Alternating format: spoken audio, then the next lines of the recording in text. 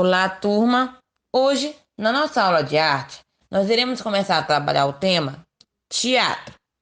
Para entendermos um pouco do mundo do teatro, é necessário que tenhamos um conhecimento sobre a língua portuguesa, já que um dos aspectos do teatro é o foco narrativo. Então, vamos entender algumas diferenças. Autor é uma pessoa real, é o responsável pela criação do texto, pela criação de cada parágrafo e organização das palavras para que a peça se concretize. Ou seja, é ele quem criou toda a história. Já o narrador é quem conta a história. O narrador pode ser real ou fictício, fazendo parte da história diretamente ou não. Resumindo, todo texto tem um autor que escreve e um narrador que conta a história e que pode ser real, participando diretamente ou não. E isso vai depender do foco narrativo, que é o que eu irei explicar para vocês agora. Deixa eu tentar explicar. O foco narrativo é como se fosse o ponto de vista do autor. É mais ou menos assim. Imagine que você foi passear em um bosque. E então encontrou um leão.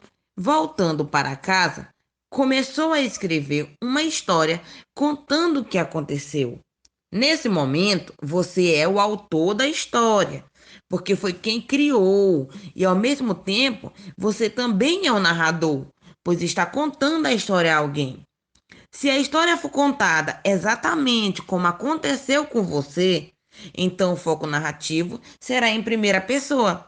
Por exemplo, eu estava passeando pelo bosque em uma tarde escaldante de verão, quando de repente avistei entre as árvores um leão dormindo. Aqui neste caso, você foi o autor e o foco estava em primeira pessoa. E você é o narrador personagem também. Uma história contada por um narrador personagem é caracterizada por apresentar os fatos como lembranças. Além disso, a narrativa apresenta a emoção e o ponto de vista do narrador.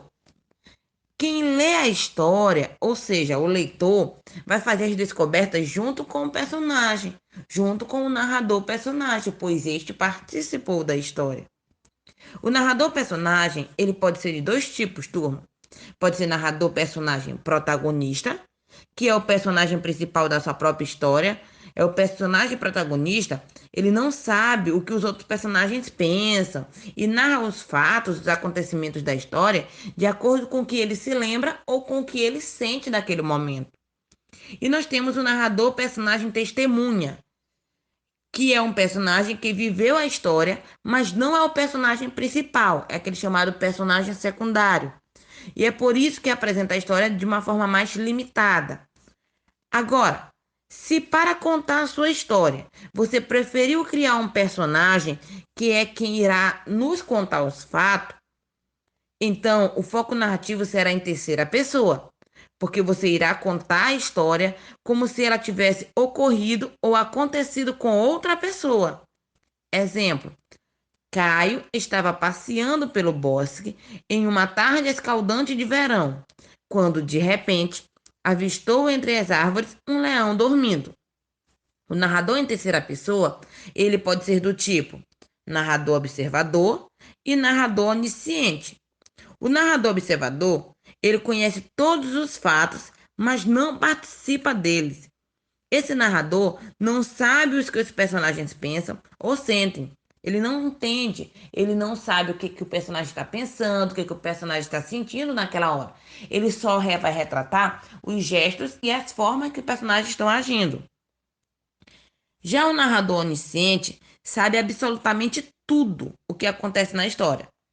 Ele conhece tudo sobre os personagens, sabe o que se passa na mente dos personagens, conhece suas emoções e seus pensamentos.